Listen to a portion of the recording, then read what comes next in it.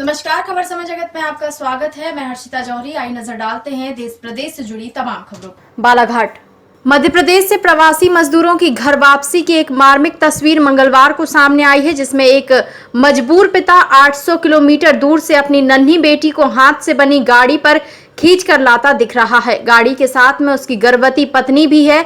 मध्य प्रदेश की बालाघाट सीमा पर रजेगांव में मंगलवार दोपहर को एक मार्मिक दृश्य देखने को मिला। हैदराबाद में नौकरी करने वाला रामू नाम का शख्स, जो ग्राम कुंडे मोहगांव का निवासी है, 800 किलोमीटर का सफर अपनी गर्भवती पत्नी और 2 साल की बेटी के साथ पूरा कर बालाघाट में आया।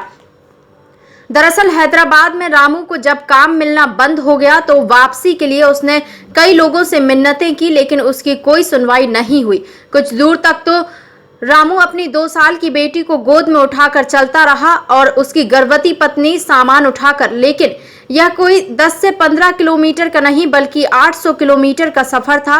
तब उसने पैदल ही घर लौटने का इरादा किया। कुछ दूर तक तो रामू अपनी 2 साल की बेटी को गोद में उठाकर चलता रहा और उसकी गर्भवती पत्नी सामान उठाकर, बेटी के पैरों में चप्पल तक नहीं थी, फिर उस गाड़ी को रस्सी से बांधा और उसे खींचते हुए 800 किलोमीटर का सफर 17 दिन में पैदल तय किया। बालाघाट की रजेगांव सीमा पर जब वह पहुंचे तो वहां मौजूद पुलिस वालों के कलेजे भी हिल गए।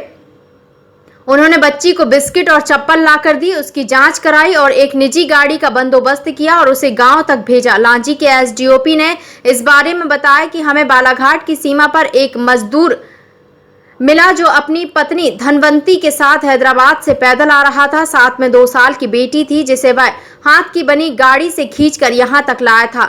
हमने पहले बच्ची को बिस्किट दिया और फिर उसे चप्पल लाकर दी, फिर निजी वाहन से उसे उसके गांव कुंडे मोहगांव भेजा गया।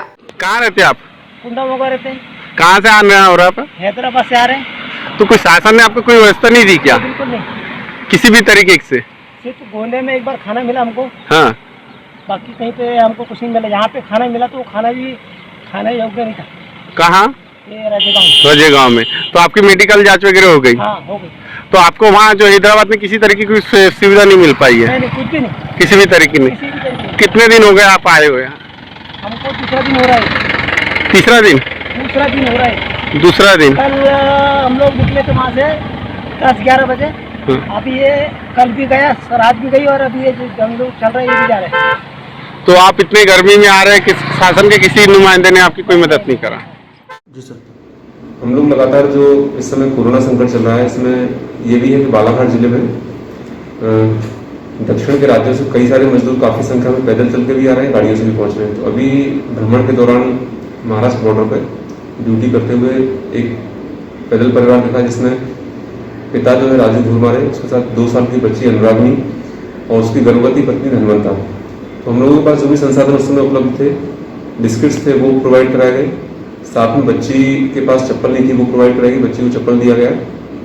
और साथ में उनको बॉर्डर पर पहुंचने के बाद मेडिकल चेकअप करा के तत्काल बस से घर रवाना किया गया है। साथ ही में ये भी कहा गया कि आप घर पर रहकर अपने क्वारंटाइन नियमों का पालन करें। तो ऐसी स्थिति में इसमें ये भी देखने में आया था कि जो पिता है वो हैदराबाद से जो कि पैदल आ रहा है, उसने खुद ही अपने हाथों से एक गाड़ी फ्रेम की है, जिसको सड़क पे छोटे पहिए लगा के उसको लुढ़काता हुआ ला रहा है। खबर समय जगत के लिए बालाघाट से संजय अजीत की report. For latest news, subscribe to our channel and press the bell icon.